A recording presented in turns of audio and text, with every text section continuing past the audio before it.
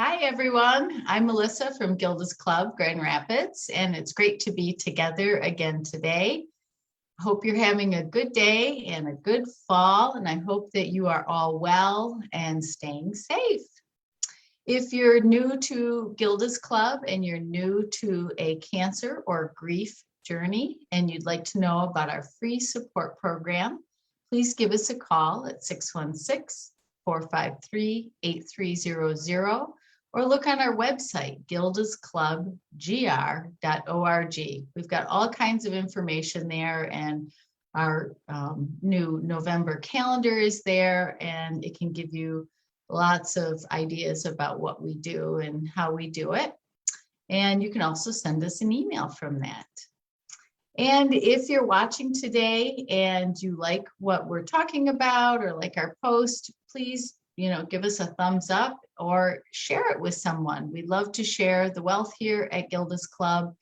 And so let people know the good things that we're doing. I think that's all I have at the beginning here. So let's get into our topic for today. It is Breast Cancer Awareness Month this month. So we thought that what we would do is invite our friend, Dr. Ingrid Johnson, on to talk about her experience and share her wisdom and her hope. And so I hope that you get something out of this. Welcome, Ingrid. Nice to have you with us. Thank you. Nice to be here. Yeah. So Ingrid is a 9-year survivor of triple negative breast cancer. Yay! That's so awesome.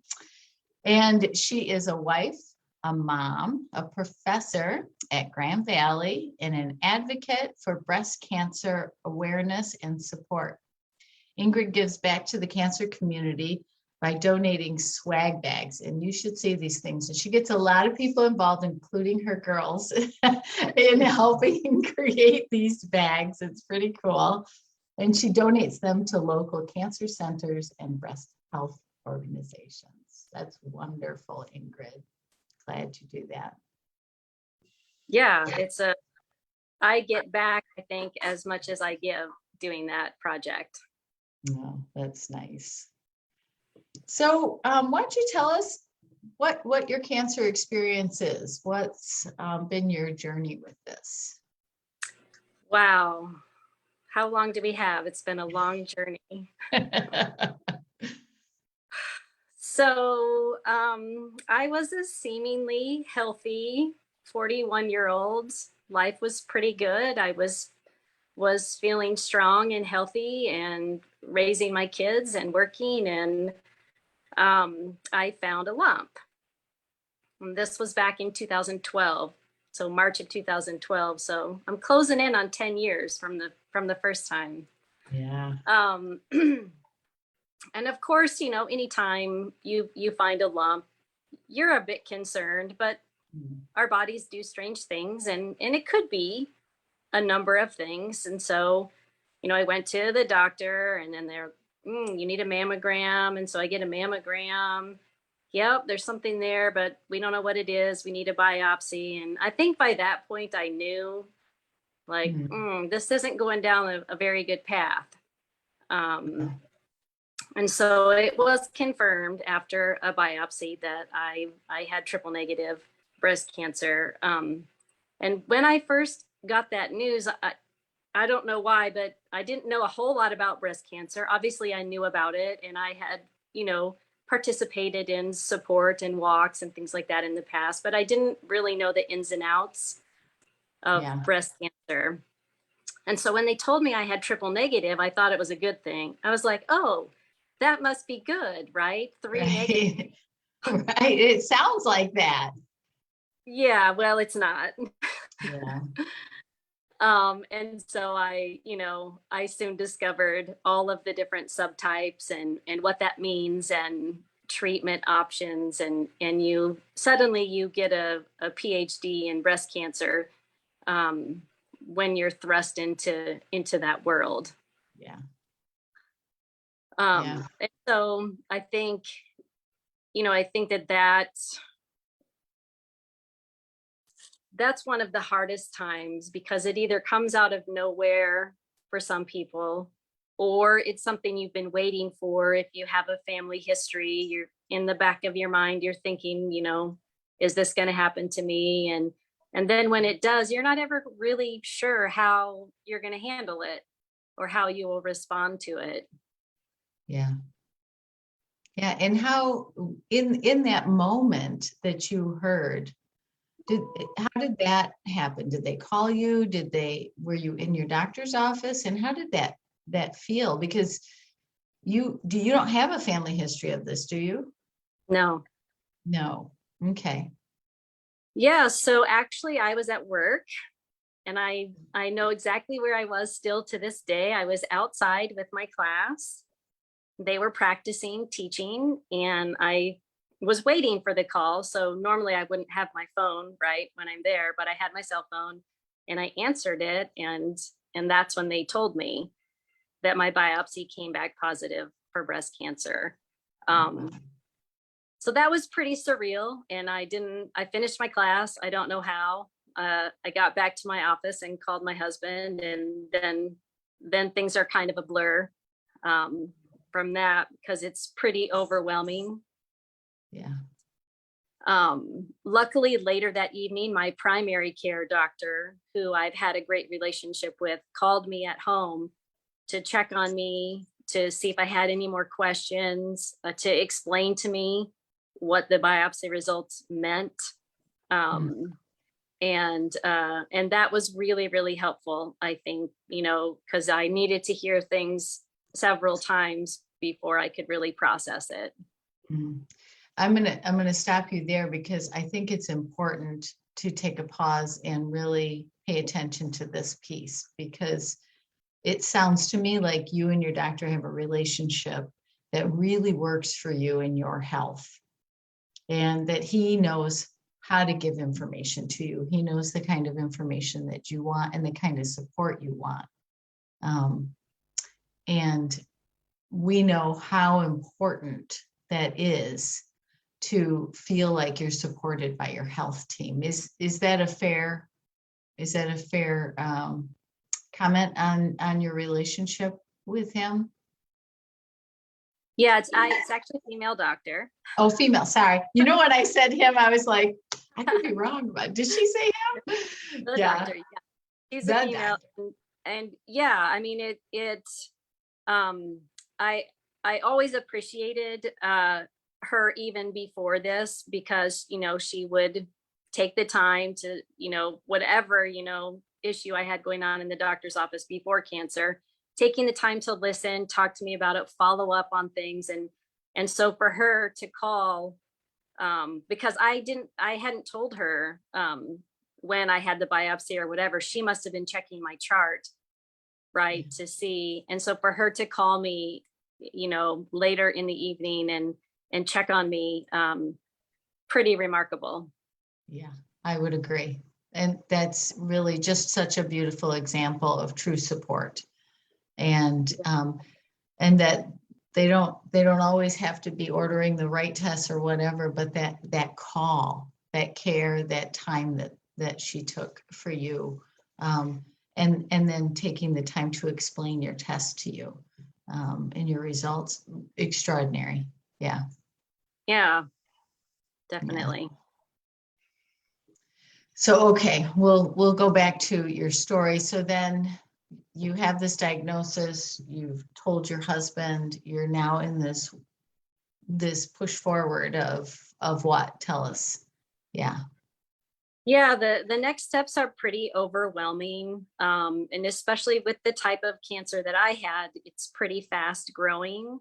And so they want to move quickly with making decisions. And for breast cancer, that means you have to make decisions about what kind of surgery you want. Do you want reconstruction? If you're younger, do you want to try to save harvest some eggs if you want to have children someday? That wasn't an issue for me because I was older, but like there are just so many decisions that are you're like bombarded with suddenly. things that they do that are really helpful is they set you up with a team. So you just go in for one big appointment, and that's where you'll meet with a cancer surgeon, an oncologist, a social worker, a radiation oncologist if you need radiation, and a nurse navigator. Mm. And so, it's quite an overwhelming multi-hour appointment, but also very important, like here's what we know, here's what your options are, here's what next steps can be, giving you, pros and cons of options. And then you have to make a whole lot of decisions. And for me, I had to make them really quickly. I mean, from the time that I found out until I had my bilateral mastectomy was 13 days. Oh, wow. That's not a lot of time. Mm-mm. No. To make decisions and have appointments and get follow-up imaging. And so it's pretty overwhelming. Mm. And you kind of just run on autopilot, I think. Yeah. You just are like, okay, what's next? What's next? And that's hard. Yeah. I would assume it just totally becomes your life. It becomes your focus, almost completely to 13 days. That's, yeah, you hardly have time to just sit and take 10 minutes in there. Yeah. And that can be good and bad, right? Like, Yeah. you have to dwell on things, but you have to make a lot of decisions about things you didn't ever think about before. Yeah. And so that was hard. Yeah. How did you make those decisions? Did you make those alone? Did you talk with people? What'd you do?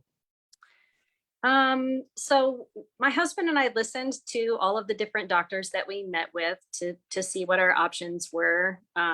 They tell you not to go on the internet, which is a good thing because I did, and you don't want to do that. Yeah. And then we just kind of talked with each other, and ultimately I went with my gut, and I was like, well, I'm 41, my kids are little, I want to be around, so I'm going to go as aggressive as I can to deal with this. And that's, don't have any regrets about the decisions that I made. And that's the other thing that my husband and I would always say to each other: can we sleep at night with this decision? Yeah. And these decisions they're personal, and they're going to be different for everyone. Mm-hmm. I only had cancer in one side, but I did have 2 tumors that were growing quickly, and I had no reason for getting this type of cancer. And so I just thought, I can't wait around for it to come back in the other side. And so for me, I made that decision to have a bilateral mastectomy, because I knew that I would spend all of my days worrying about that. And I think that you have to factor those things into it, in addition to what the statistics are, what the numbers will tell you. But like, what are you going to feel okay with? Yeah. Yeah. You have to take into account your own emotional health moving forward and what feels right to you in that moment. Yeah. Yeah. Yeah. And then you hope it's the right decision. Yeah. Yeah. Well, it's the right decision in the moment, right? Yes, that's true. Yeah. And then just keep making that the next moment. Yep. Yeah. So then you had your double mastectomy. Yes, I did. Whew, that's probably the hardest surgery I have ever had. It's a big surgery. It's emotional. Part of your body is gone.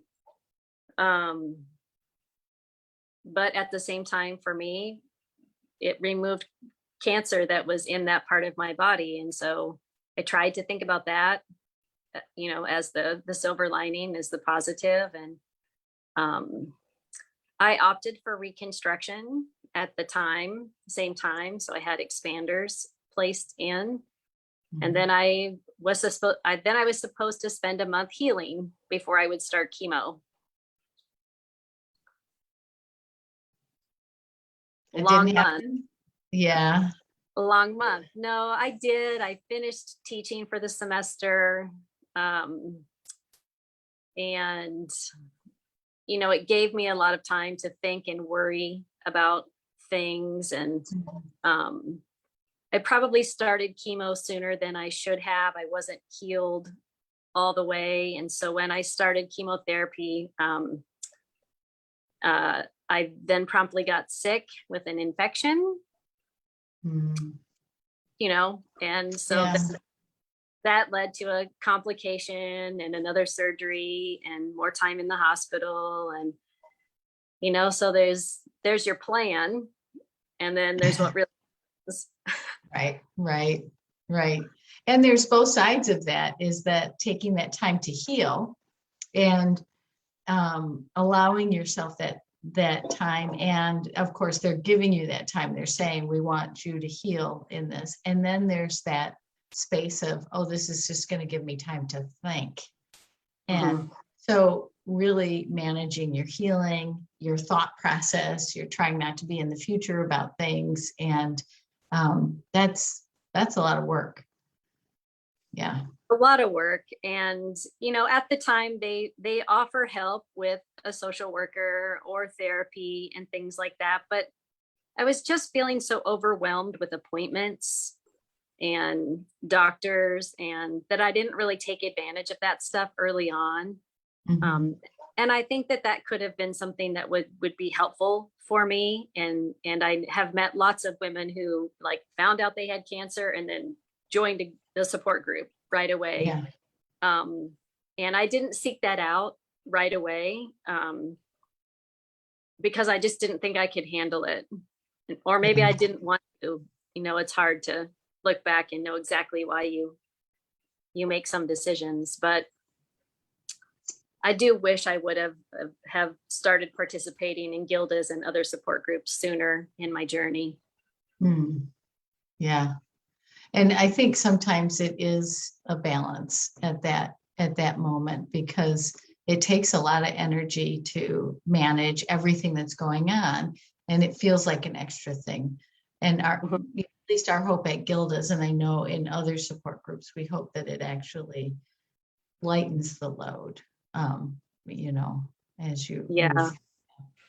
Yeah. And I think I realized that once I got there and once I enjoyed these things, that it wasn't going to be like other appointments that were a burden or that were traumatic.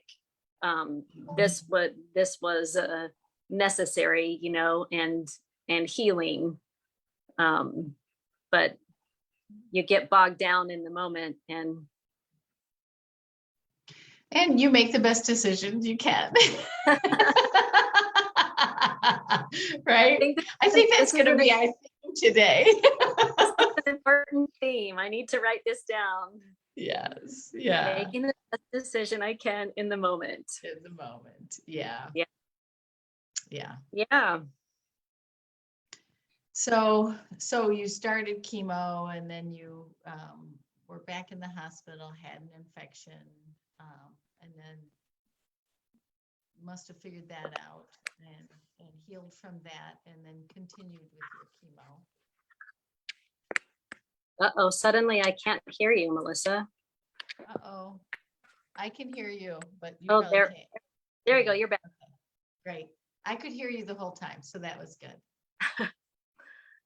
Yeah, so I did a lot of chemo.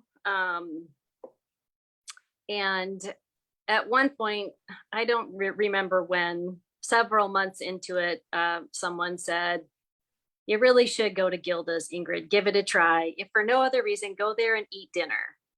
And I was like, come on, I don't want to do any more appointments. And but I had 2 little kids, and this was affecting them because I was sick.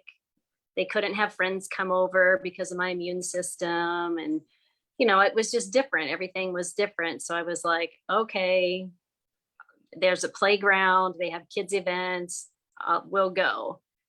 And so I think the first time I went, I think maybe I just went for dinner the first time. I didn't join a group, I think, at that point. But then I quickly realized, oh, I need to do this. I need to do this. This will be a good thing for me. It will be a good thing for my kids. I can't keep dumping all my feelings on my husband. He's dealing with his own journey of me being sick, and I can't help him with that. Yeah. And so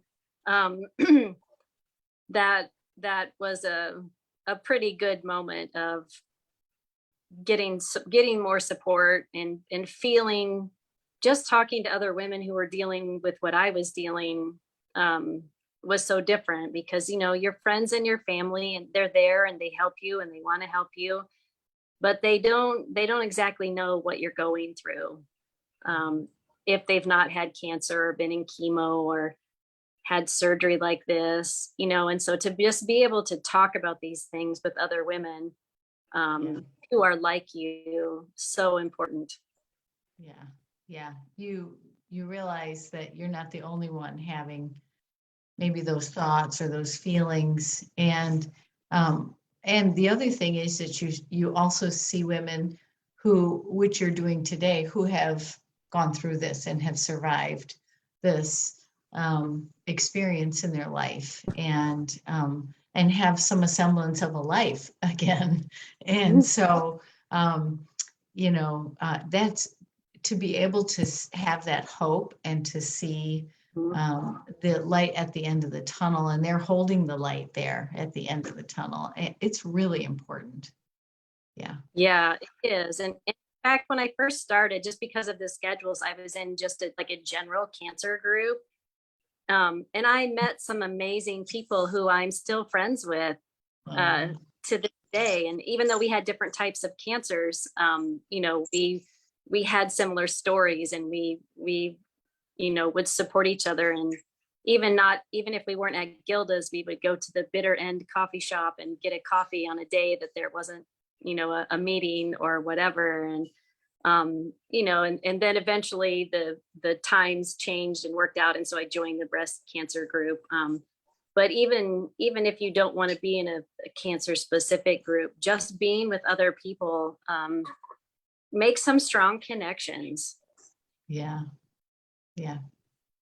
That's great. That's good to hear. And it's not a requirement, but it's such a beautiful side effect of Gilda's Club is that you build these relationships, Yeah. That's pretty cool. Yeah, definitely. And even, my youngest daughter, she always wanted to go there and eat dinner because she liked the cheese, because you always had cheese. Like, we did. like things like that. Like, can we please go eat dinner at Gilda's? Why? Because of the cheese. Okay. Oh, I love it. That's so great. Yeah. Yeah. Oh, very cool. And then, so what do you think was the most helpful to you as you moved through this experience? And maybe what wasn't as helpful, Yeah.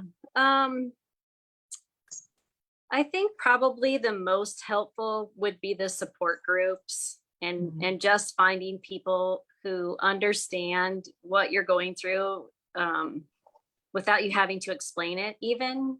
Yeah.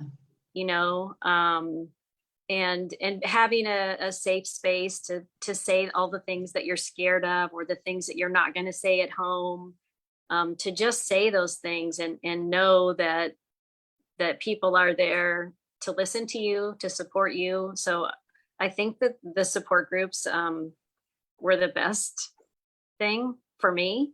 Yeah. I know not everyone's a support group person, and I didn't think I was a support group person either. But turns out I was. In a lot of ways. Yeah, and for some people who maybe aren't, we do have that one-on-one mentorship too, which I know that you have also done for people, especially with triple negative cancer. Really walked with them as they Yeah. have navigated that. Yeah. And I think that that is helpful too. And even just some of the other events I know in the past, and I participated in this, just like some of the mindfulness classes, the yoga, like, just some of the other things where you're not necessarily talking about your cancer, but you're just in a safe, comforting environment, where if you wanted to, you could, but it wasn't, necessarily a group. Yeah.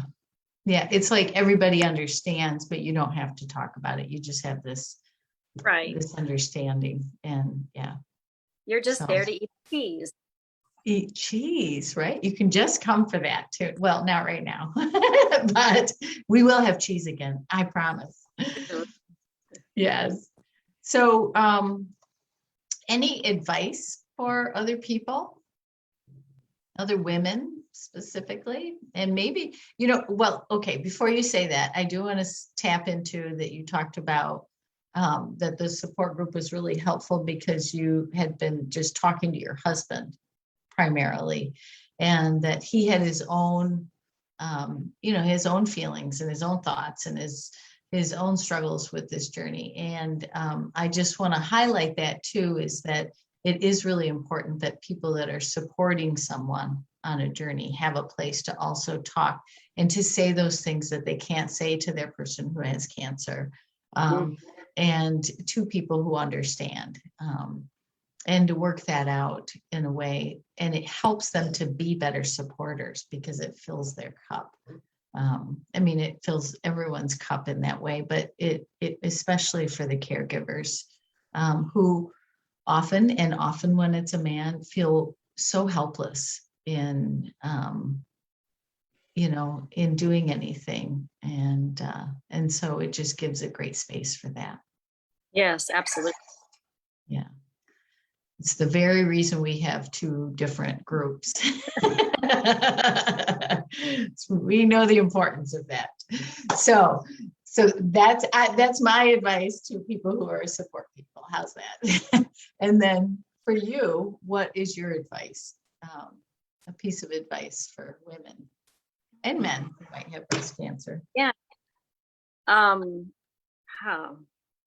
That's a good but hard question. Because I think I'll get to it eventually, but I think it's hard because things change over time. Like what you might need in one moment, you may not need at a different time in your journey. And so I think that my advice would be to let yourself feel what you're feeling. Go with your gut if that's something that speaks to you, and don't be afraid to reach out. And if you try a group, wherever it might be, because there's lots of places you can go to different groups. If you try it and it's not for you, that's okay. It's not for you.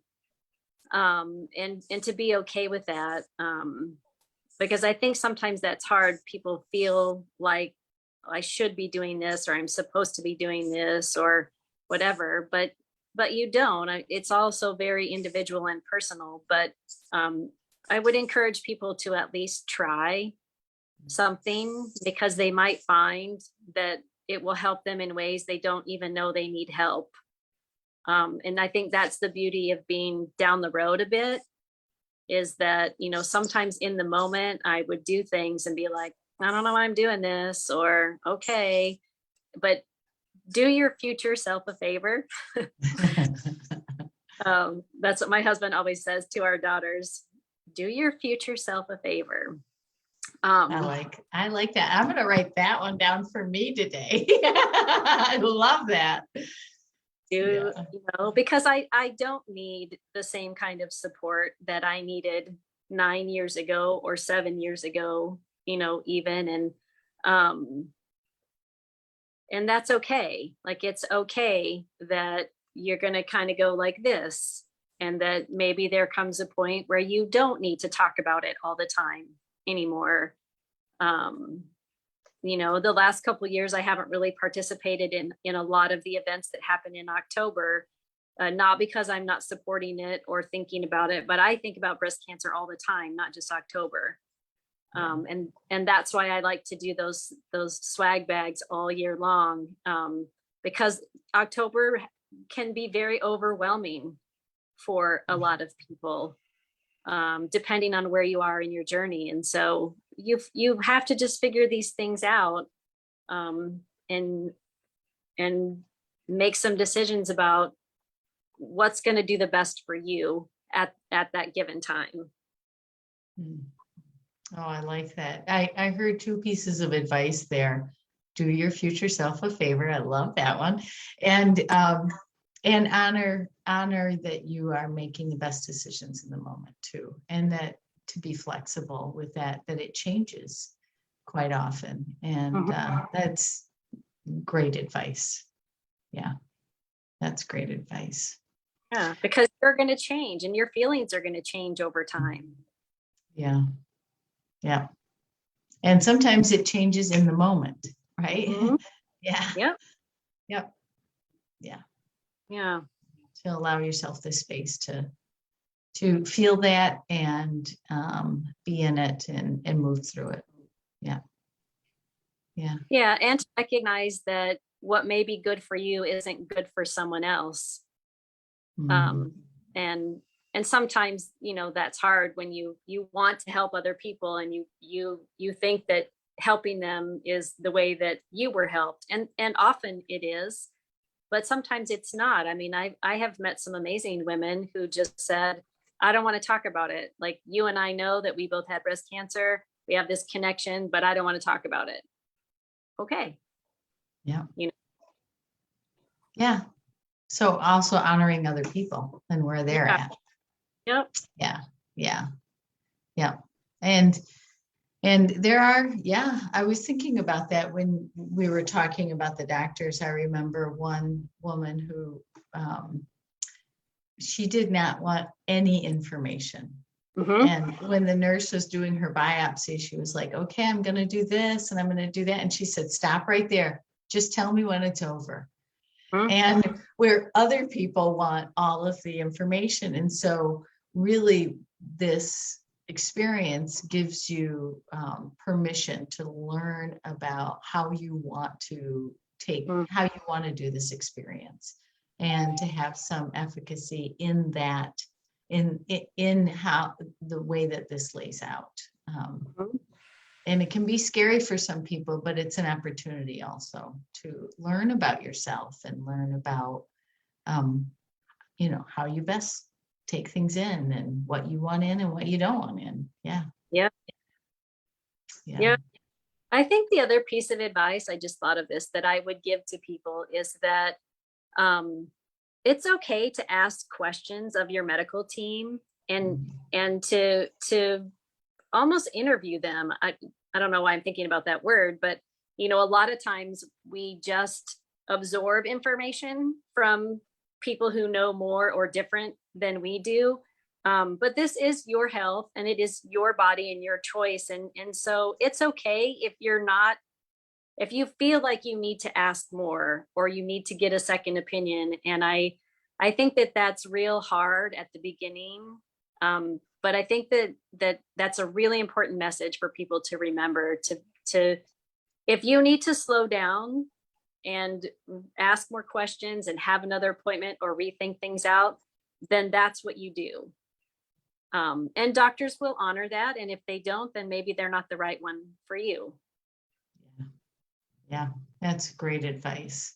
Very, very important to be able to have your voice be a voice in the room.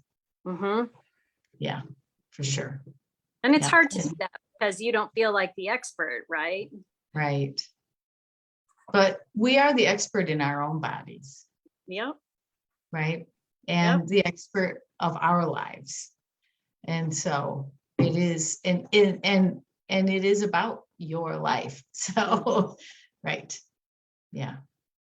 Yep. So to speak up. And, some people have a hard time doing that. And so I always suggest to have someone go with you who Yes. maybe has a voice and is able to say, well, hang on, can we slow down here for a second? I just want to make sure that we all are on the same page, and ask the questions that maybe, because it can be an emotional moment of having a conversation. You might even be triggered into some trauma response that you're not able to talk in that moment. And so having Yep. someone who can do that for you. Sometimes it's your next of kin, and sometimes it's not. Sometimes it's a neighbor who's really good at that. Yeah. Yeah. I've gone to several appointments with other women just Mhm. as support, Yeah. because sometimes you need that. Yeah. So I think that just comes right back to that piece of what you said, is giving yourself permission to do what you need to do, and be as creative as you can and as authentic as you can be. Yeah.